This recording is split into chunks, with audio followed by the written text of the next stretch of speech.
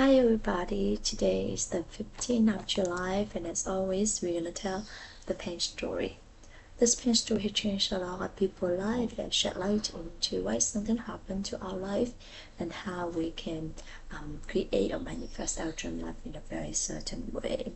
And actually, even though that I haven't been able to tell the pen story for 3 days, but luckily I was able to listen to the pen story yesterday, 3 pen story from Lou, and that is the encouragement for me to keep moving forward because I know this is something good that I'm supposed to do every single day. Now whether listen to the pen story or telling the pen story or doing both possible. So let's get started, okay? What is this? It's a pen. What do we use the pen for? To write.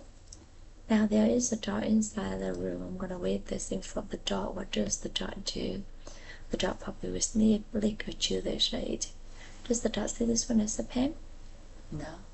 So for the dot, this one is not a pen, but for the human, this one is a pen. So who is correct, the dot or the human? The answer is both are correct.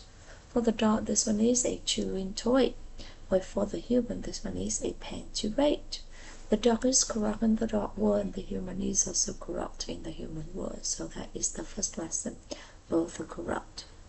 Now, let's imagine that there is a table in front of me. So I'm going to put this thing on the table, okay? And then both the dog and I will walk out the room. So inside the room, there'll be no human, no dog. What does this thing become? It is still a pen or a chewing toy. Or it becomes almost nothing, and the ancient wisdom calls this as the emptiness. The emptiness is actually a very magical definition. As we understand the emptiness, we'll be able to achieve anything in our life. Just like Isshin Microrush applied the emptiness into his business and was able to build a business with a revenue of $250 million a year. He's also able to have several refugees. So what is the emptiness?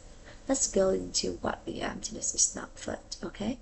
So first, the emptiness is not nothingness. It's also not, it's not also no feeling or no sadness, no happiness. It's none of that. It's just it's just what it is. Just like this thing, this is what this thing is when this is no one and nothing to interact with. So this is why when there's no human, no dog, it's come back to true self, and this is the emptiness. But then, as soon as I go back into the room and I look at this becomes a pen. When the dog comes back to the room and the dog looks at it, this becomes a chewing toy. And when both the dog and I come back to the room at the very same time, and we both look at this at the very same time, what does this thing becomes? It becomes two things, a pen for me and a chewing toy for the dog. So a single thing. When there is no human, no dog, you come back to choose something we call it the emptiness. But because it has the emptiness, it also has the potential of become anything that anyone, depending on who or what is looking at that. And that is our second lesson. Along with the emptiness, we all have limitless potential. Now, I see this as a pen. So does this pen coming from me or does this pen coming from the thing itself? This pen is actually coming from me. Why am I so certain? Because if this thing is a pen itself, the dog or anything in this entire universe will have to see it for what it is, which is a pen. But does the dog see this one as a pen? No. So this pen is actually coming from me. This pen is actually coming from my mind. And everything is actually coming from our mind. So that is our third lesson.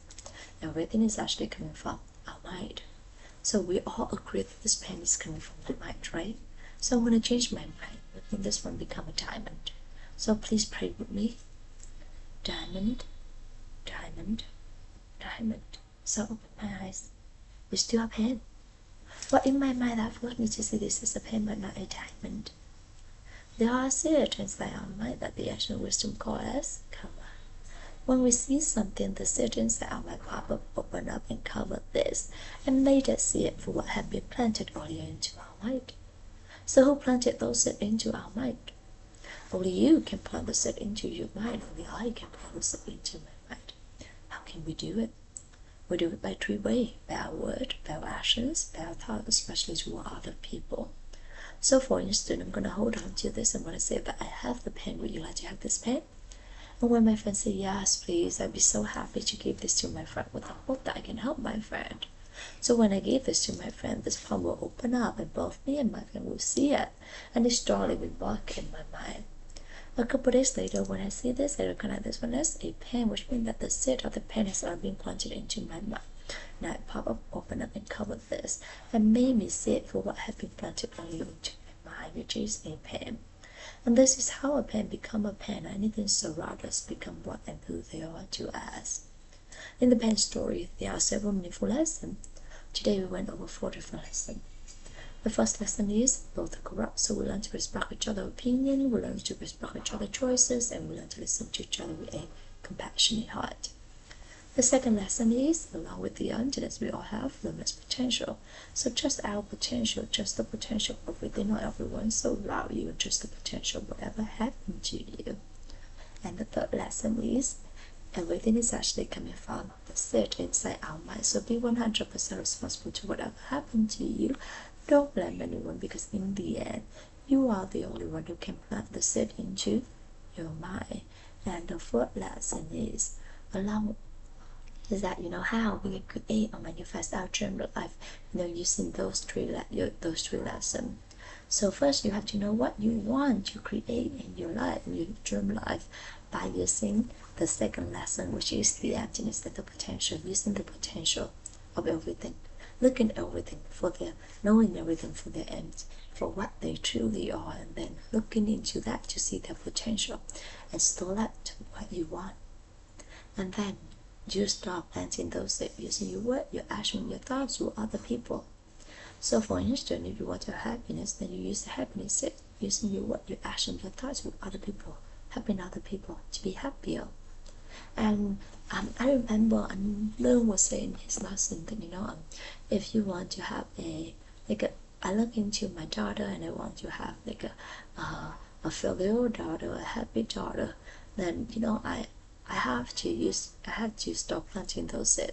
So when you use your word, my word, my action, my thought, being more, being filial, I have to show her that I am myself is a filial daughter or daughter-in-law, being filial to my in-laws as well as to my parents, and then being loving and being happy to my family, and then to home. To her, and then that will bring the seed into my mind.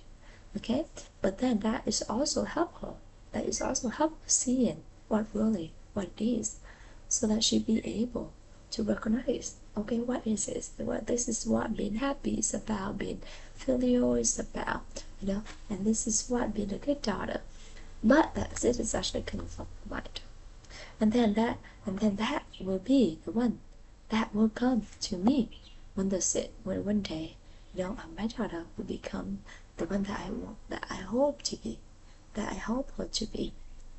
But then again, one thing that in here, we know that everything is actually have to come from us. We don't wish other people. We don't wish to change other people.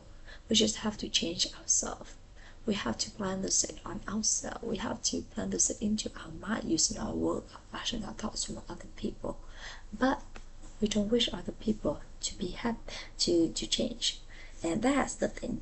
So even though we see the potential in those people, what they can be, what they can do, but when we work toward that goal, we do it. We use ourselves. We do everything we can do in ourselves. We're not giving anything. We're not forcing them or making them changing anything.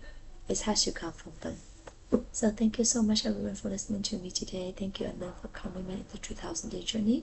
Invite me to share with you the pen story of my lesson is something good. I would like to dedicate that to my church family, to my friends, to my co-workers, or to my clients, or to any living things in this world and any other worlds with love, wisdom, and gratitude. Thank you so much. Have a beautiful day, everyone. Bye-bye.